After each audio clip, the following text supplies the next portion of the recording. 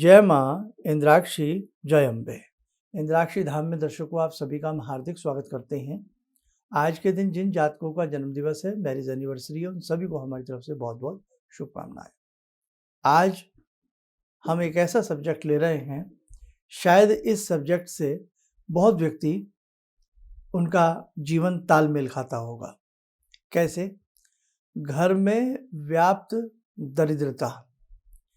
कई बार इतना मोटी भाषा में कह देते हैं ना, दलिद्दर छा जाना, दरिद्रता छा जाना। कई बार घर में दुख, संकट, दरिद्रता इतनी छा जाती है, यदि हम समय पर ना सावधान हुए तो और ज़्यादा दिक्कतें बढ़ जाएंगी। धन का नुकसान, फिर तन का नुकसान। इसलिए समय रहते जागना पड़ता है। अगर कहीं किसी के घर में हद से ज़्यादा तकलीफ़ें हों, दरिद्रता हो, उस स्थिति में हमें क्या करना चाहिए, सारी चीज़ें इस अंक में बताएंगे। आइए पहले आज का पंचांग। 25 अगस्त सन 2023, दिन शुक्रवार, संवत 2080, श्रावण मास, शुक्ल पक्ष, तिथि आज नवमी है, नक्षत्र अनुराधा, राहु काल 10:30 से 12, दिशा शून्य पश्चिम दिशा। कई बार गरीबी, दुख, तकलीफ़ें हमारे ऊपर छा जाती हैं। कई बार पैसा है लेकिन घर के अंदर रौनक नहीं है, घर के अंदर अजीब सा माहौल है, घुटन जैसा माहौल है, घर के अंदर अजीब सी बेचैनी है, घर के अंदर कई बार दरिद्रता छा जाती है, दुख व्याप्त होने लगते हैं, करुण रुंदन होने लगता है। ऐसी अवस्था में कारण क्या है? ऐसी अवस्था के कई कारण हैं। घर में व्याप्त वास्तु दोष। आप महल में रहते हैं, वहाँ भी वास्तु दोष हो सकता है। आप झोपड़ी में रहते हैं, आप एक कमरे में रहते हैं, आप 10 में रहते हैं, वहाँ पर भी वास्तु दोष हो सकता है। लेकिन वास्तु दोष से भी बड़ा होता है भाग्य का दोष।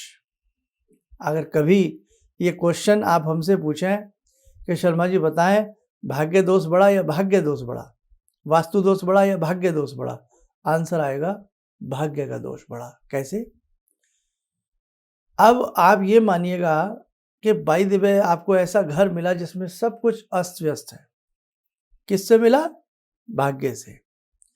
भाग्य बढ़िया होता है तो राजा, भाग्य खराब होता है तो राजा रंग बनते देर नहीं लगती, और भाग्य अच्छा होता है तो रंग बनते राजा को देर नहीं लगती। तो कहावत यही है कि देखो भैया, वास्तु तो वहाँ बहुत टिकता ही नहीं है, वहाँ भाग्य की बात होती है। लेकिन दोनों चीज़ों का तालमेल बिठाया जाए, वास्तु में भी कुछ अल्टरनेट करके, कुछ बदलाव करके भाग्य को चमकाने का प्रयास किया जाता है। और जिनका भाग्य पहले से ही सुनहरा है, पहले से ही चमका हुआ है, पहले से ही अच्छा है, तो वहाँ फिर वास्तु इतना मायने नहीं रह जाता। ये आप मैं वास्तुशास्त्री होकर के आपको बड़ी सिंपल और सटीक बात बता रहा हूँ आपसे। एक व्यक्ति वो होता है कि जहाँ कदम पड़ते हैं वहीं पर माला माली हो जाती है, जहाँ कदम पड़ते हैं वहीं पर खुशहाली हो जाती है, जहाँ कदम पड़ते हैं वहीं पर जंगल में मंगल हो जाता है। और कई बार ऐसे भी कदम पड़ते हैं, खुशहाली छिन जाती है। तो भाग्य, आपका पुरुषार्थ, भाग्य कहाँ से आता है? कर्म से भाग्य बनता है। जैसे हम कर्म करते हैं वैसा हमारा भाग्य हो जाता है। अब आइए, घर में बहुत तकलीफ है, दरिद्रता है, तो सबसे पहली और मुख्य बात, अगर आप चाहते हैं उस तकलीफ से, उस जंजाल से, उस बाहर निकलना, आप अपनी साधना को मजबूत बनाइए। 100 बार आपका मन लात मारेगा, नहीं पाठ नहीं करना, नहीं कुछ नहीं होता इन चीज़ों से, नहीं सुबह नहीं उठना, नहीं रात को पाठ नहीं करना, नहीं किसी की बात नहीं माननी, किसी सत्संग में नहीं जाना, नहीं साहब मंदिर में प्रसाद नहीं चढ़ाना। आपका मन, क्योंकि आपका जो भाग्य है ना, वो आपको दरिद्रता देना चाहता है। आपका भाग्य आपको विडंबनाओं के खेल खिलाना चाहता है, इसलिए शुभ कर्म आपसे नहीं होने देगा। ध्यान रखना, इससे तो हौसले के साथ लड़ना पड़ेगा। आप लड़िए। उस वक्त में जहाँ भी आप पूजा पाठ करते हैं, चाहे छोटा सा एक पोस्टर किसी भी स्वरूप का रख लें, मूर्ति रख लें, स्वरूप रख लें, कागज का चित्र ही लगा लें, जिन्हें आप मानते हैं, जिन पर भी आपकी पॉजिटिव नेगेटिव कुछ भी आस्था है। कई बार आस्था नेगेटिव होती है, लेकिन भक्ति से वो पॉजिटिव भी हो जाती है। कई बार भगवान के प्रति भी आप कटु हो जाते हो, नहीं साहब भगवान ने मुझे क्या दिया, भगवान ने मुझे क्या दिया, हैं, हो जाते हो ना। तो इसीलिए जिस भगवान के प्रति आप में कटुता आ रही है, उन्हीं की फोटो रखिए, उन्हीं को पूजिए, देखिए वही भगवान आपके जीवन में रोशनी ले आएंगे। तो पहली शर्त, ऐसी स्थिति में अपनी साधना को बढ़ाइए, किसी मर्मज्ञ से मिलिए, मंत्र लीजिए, गुरुदीक्षा लीजिए, नहीं तो कोई मंत्र लीजिए, उस मंत्र को सविधि डट कर के पढ़िए। जब आप मंत्र साधना करोगे, मुसीबतें और बढ़ेंगी। क्यों? हमला करती हैं मुसीबतें कि ये क्यों बैठ गया मंत्र पढ़ने, ये क्यों मंत्र पढ़ रही है, ये क्यों साधना कर रही है, अब इसके अच्छे दिन ना आ जाए। कुटिल ग्रहों की कुटिल चाल आपको विपरीत बना देगी। चंद्रमा मस्तिष्क के अंदर तांडव करेंगे, अरे उठ जाओ, बहुत देर हो गई, बहुत पाठ कर लिया, अब उठ जाओ, है।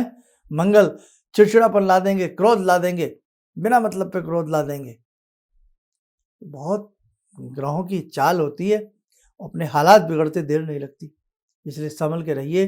अपने घर में जो भी आप भक्ति कर रहे हैं ना, आप बहुत अच्छी कर रहे हैं, उसे करते रहिए, टाइमली करते रहिए, समय से करते रहिए, समय निकाल करके करते रहिए।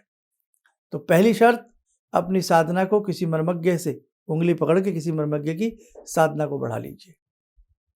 उसके साथ साथ जिस घर में आप रह रहे हैं, उस घर में थोड़ा बहुत बदलाव कीजिए। शयन कक्ष ये था, बदलाव कीजिए। वास्तु में भी थोड़ा सा किसी से राय ले लीजिए। लेकिन कई बार क्या होता है, वास्तु कहाँ पर कमजोर पड़ता है, उसी घर में आप माला माल थे, सुनना मेरी बात, उसी घर में आप माला माल थे और उसी घर में कंगाल हो गए। तो पहले माला माल क्यों थे? अगर वास्तु दोष था तो वो पहले भी आना चाहिए, मानोगे ना? अगर वास्तु दोष था तो पहले भी आना चाहिए। पहले तो सब कुछ अच्छा था और बाद में सब कुछ गड़बड़ हुआ, तो क्या है? कहीं ना कहीं भाग्य की विडंबना है, ग्रहों की टेढ़ी चाल है, कहीं ना कहीं कर्म बिगड़ा है, कोई बात बिगड़ी है। तो ऐसी स्थिति है तो वहाँ वास्तु के चक्कर में मत पड़िए, सीधा ठा करके अपना भगवान का नाम लीजिए और जो भी आपसे अच्छा अच्छा कर्म हो सकता है उसे करने का प्रयास कीजिए। नहीं तो दो बातें बता रहा हूँ, हार नहीं सकते आप, शर्त के साथ कहता हूँ। विधान आपको सीखना पड़ेगा किसी मर्मज्ञ से। गायत्री अनुष्ठान और गणेश अनुष्ठान आप करने लग जाइए।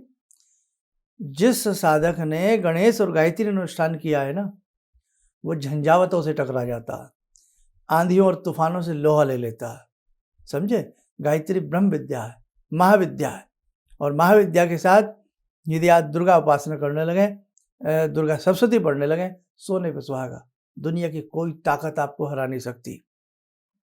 लेकिन हम करते नहीं भैया, हम 4 दिन पाठ पढ़ते हैं, 5वें दिन नहीं करते।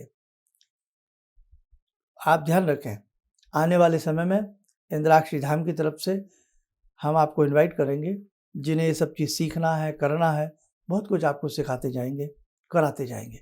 फिलहाल आप कहीं भी निकटतम किसी मर्मज्ञ से गायत्री अनुष्ठान, गणेश अनुष्ठान की विधि ले लें और उस विधि से करना शुरू करें। आपकी तकलीफें गारंटी से दूर होंगी। और थोड़ा बहुत आप अपने घर को शुद्ध रखने का प्रयास करें, मन को प्रसन्न रखने का प्रयास करें। कई बार कर्ज इतना चढ़ जाता है कि कर्ज वाले दरवाज़ा खटखटाते हैं, व्यक्ति भयभीत हो जाता है, सोचता है कैसे पूजा पाठ होगी, किसी ने बेइज्जती कर दी तो क्या होगा। ऐसी स्थिति में चाहे किसी मंदिर में जाके भगवान की भक्ति करिए, दूर जा कर के करिए, मुँह मत छिपाइए, सबसे मिलिए, अच्छे से उन्हें समझाइए कि भाई मैं आपका जरूर पाई चुकाऊंगा। आपका पैसा, मुँह छुपाने से खाई बढ़ती है, घटनाएं बढ़ती हैं, मन मुटाव बढ़ते हैं, और आक्षेप आरोप की स्थिति बढ़ जाती है। इसलिए मुँह मत छुपाइए, डट के उस समय का, उस समस्या का मुकाबला कीजिए, ईमानदारी से मुकाबला कीजिए। हाँ, मन में ही गलत चीज़ है कि हम पैसा इसका देंगे ही नहीं, या इससे जो चीज़ ले ली हम देंगे ही नहीं, फिर आप कितनी भी साधनाएं कंदराओं में बैठ के कर लीजिएगा, आपका कोई भला नहीं कर सकता, क्योंकि मन मैला तो आपका भाग्य मैला। ये जो जीव है ना, जिह्वा, ये सबसे बड़ा हथियार है किसी देवता को जीतने का। इस जिह्वा से ही उस मंत्र का घर्षण होता है, उस मंत्र की शक्ति बढ़ाई जाती है। और ये जिह्वा ही मैली है, ये जबान झूठी है, ये जबान दूषित है, इस जबान का कोई ठिकाना नहीं। शाम को कुछ थी, सुबह कुछ थी, रात को कुछ थी, और लोग कहेंगे कुछ है ही नहीं, आपको भला नहीं हो सकता। इसलिए इस जिह्वा का ख्याल रखें। इस जिह्वा में अमृत बरसता है, इसी जिह्वा के बलबूते पे साधक लोग खिचड़ी मुद्रा लगा करके रसपान करते हैं, अमृत पान करते हैं, और हजारों वर्षों की आयु को दीर्घायु बना लेते हैं। मामूली मत समझिए इसको। ये 50 ग्राम की जिह्वा है, 50 किलो के शरीर पर भारी पड़ जाती है। डॉक्टर कहते हैं ये मत खाइए, परहेज करिए, लेकिन हम परहेज नहीं करते। यही जिह्वा हमें बद परहेजी के लिए भटका देती है। यही जिह्वा ज़्यादा बोल करके हमें मित्र को भी शत्रु बना लेती है, और यही जिह्वा भजन करके भगवान को भी वश में कर लेती है। इसलिए ध्यान रखिए, बहुत सारी चीज़ें हैं, आपको सीखना है, जानना है। ओछी भक्ति के चक्कर में मत पड़िए, बेकार की फूड़ बातों में मत आइए कि कोई भी आपसे कह दे गुलाब के 2 फूल सूंघ लो और 2 फूल जेब में रख के घुमा करो, आप बलवान बन जाओगे। ये सब कुछ नहीं होगा। आप किसी भीड़ में जाके बैठ जाओ कृपा बरस रही है, आपका काम बन जाएगा।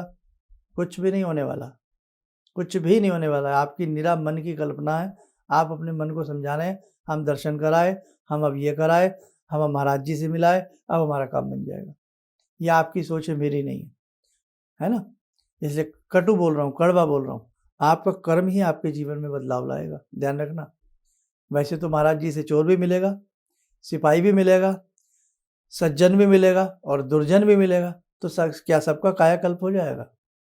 देव मूर्ति के, देव प्रतिमा के दर्शन एक बेकार का व्यक्ति भी करेगा, एक कर्महीन व्यक्ति भी करेगा, और एक कर्मनिष्ठ भी करेगा, तो क्या दोनों को समान फल मिल जाएगा? फिर धर्म और कर्म का फर्क कौन करेगा?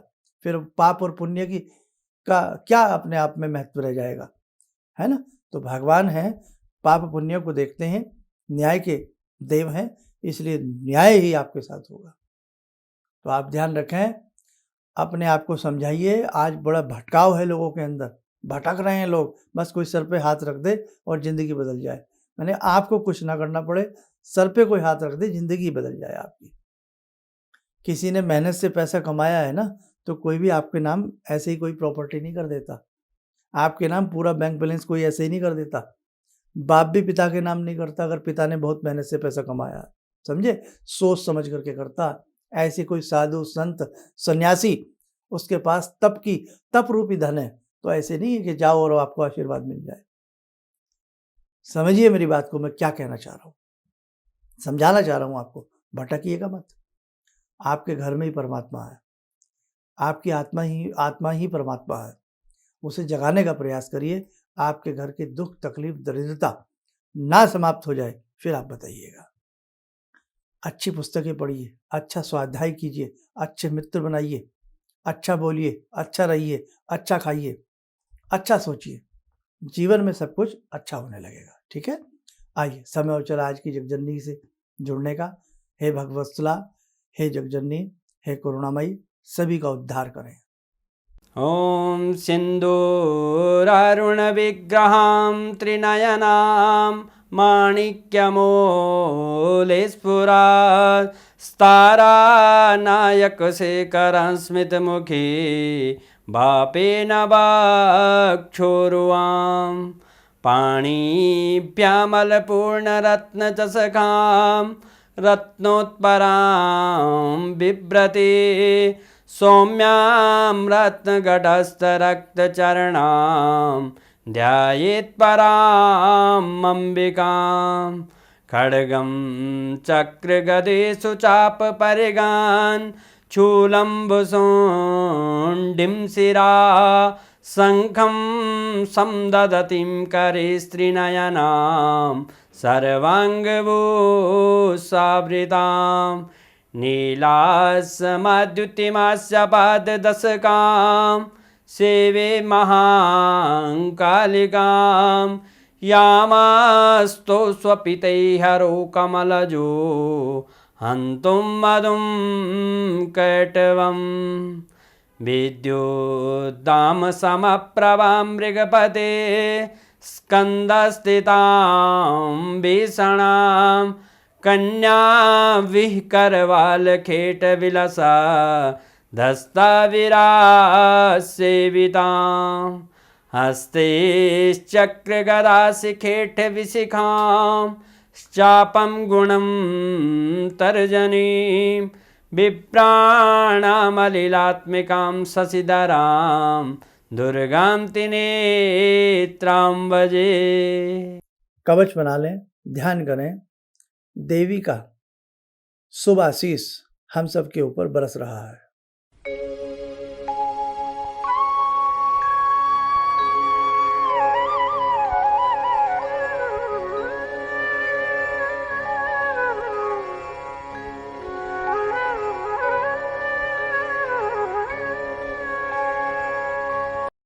ओम बोलते हुए नेत्र खोलें, सामान्य हो जाए। देखो साधकों, बहुत सारी छोटी छोटी चीज़ें हैं जो हमें बड़ी बड़ी मुश्किलों से निकाल सकती हैं, लेकिन कई बार हमारा आलस्य, हमारा प्रमाद और हमारा मोह लालच हमें कुछ करने नहीं देता। हम सोचते हैं कोई और कर दे, कोई और दे दे। नहीं, अब ये होने वाला नहीं है। अभी कलयुग का जो काल है ना, बहुत विषैला आने वाला है। ध्यान रखना मेरी बात, बड़ा ही इस कलयुग का काल विषैला आने वाला है। आज लोगों में नफरत देखिए, आज लोग धैर्य खो रहे हैं, मिनट में लड़ने को तैयार हो जाते हैं, आपा खो देते हैं, पढ़ाई लिखाई सब धरी रह जाती है, कोई किसी का नहीं है, किसी से कोई बात करने को राजी नहीं है, रिश्ते नाते सब धूमिल होते जा रहे हैं, तकलीफ़ें बढ़ रही हैं। आप किसी भी चेहरे को देखिए, बहुत कम लोगों के चेहरों पर प्रसन्नता आपको तैरती हुई नजर आएगी। इसलिए ध्यान रखना, अभी समय है। इस संसार से जाने से पहले हमें कुछ करके जाना चाहिए।